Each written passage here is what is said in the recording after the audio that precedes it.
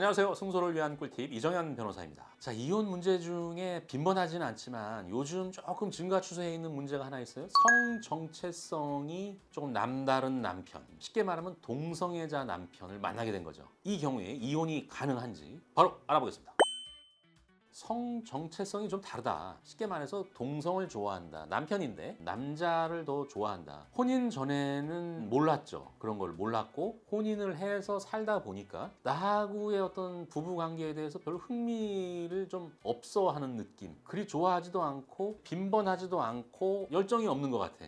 알고 보니까 동성애자였더라. 근데 어떻게 알게 됐을까요? 우리 남편이 보는 야동 많이 발각되잖아요. 살다 보면. 어떻게 해프닝인데? 보통 해프닝으로 끝나야 되는데 이상하다. 남편의 야동이 일반 야동이 아닌 거예요. 남자와 남자, 동성 간에 벌어지는 성관계를 다룬 것만 보는 거예요. 이게 뭐지? 황당함에 직면을 하는데 그러면서 그동안 있었던 일이 이제 쭉 스쳐가면서 의심을 하게 되는 거예요. 그러니까 남자들하고도 상당히 친숙하게 다가갔었던 남편의 모습들 그런 것들이 막 부각이 되는 거죠. 그러면서 이제 결국 추궁을 하게 되거나 아니면 결정적으로 보통은 남자 애인이 있어서 발각이 되는 경우가 꽤 많죠. 그 사람하고 시간을 보내다 보니까 또 속옷에 뭐 흔적을 남기고 뒀다. 혈흔을 남겼다. 어디에 상처가 났다. 뭐 이런 걸 보고 확신을 갖고 추궁을 하고 남편의 자백이 있는 거죠. 그래서 결국은 내 남편은 동성애자구나. 최소한 양성애자. 양성애자였는데 여성에 대한 관심은 결혼 후에 점점 줄어들고 있고 동성 쪽으로 관심은 좀 더 증가되고 있어. 결국 동성애자나 다름없다.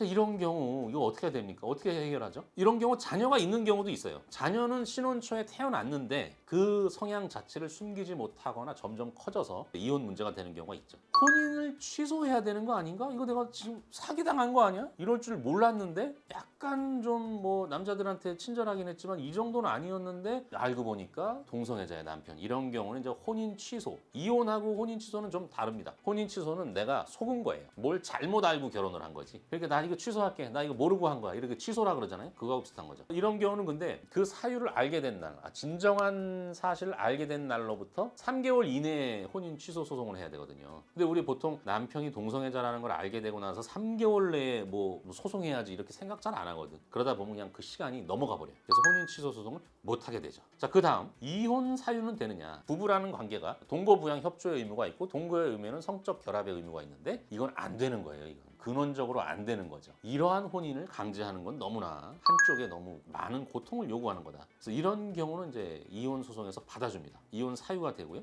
위자료 사유가 발생할 수도 있어요. 이혼 소송도 가능하고요. 자, 또 하나 문제가 있죠. 내가 어떻게 남편의 동성애를 알게 됐어요? 상간남을 알게 됐잖아요. 남편인데 상간남이야, 상대방이. 상간남 소송 가능한가? 보통은 아내가 피해자면 상간여 소송을 해야 되는데 상간남 소송도 가능합니다. 다만 그 남자가 배우자가 있는 남자라는 거를 알고 만났어야 되는 점. 요거는 이제 입증을 해야 되는데 대부분 알고 만나요. 대부분 혼인 전부터 만나던 애인이에요. 그리고 그런 경우가 많습니다. 그래서 남편의 동성애적 성향을 이제서 알아냈다. 상당히 큰 충격에 빠지겠으나 어쩔 수 없이 혼인 취소, 이혼 소송, 상간 소송 모두 고민해야 됩니다. 자녀가 있을 때는 이혼 후에 양육의 문제도 발생할 수 있는데 이런 경우는 아무래도 양육자가 엄마 쪽으로 결정될 확률이 높아진다.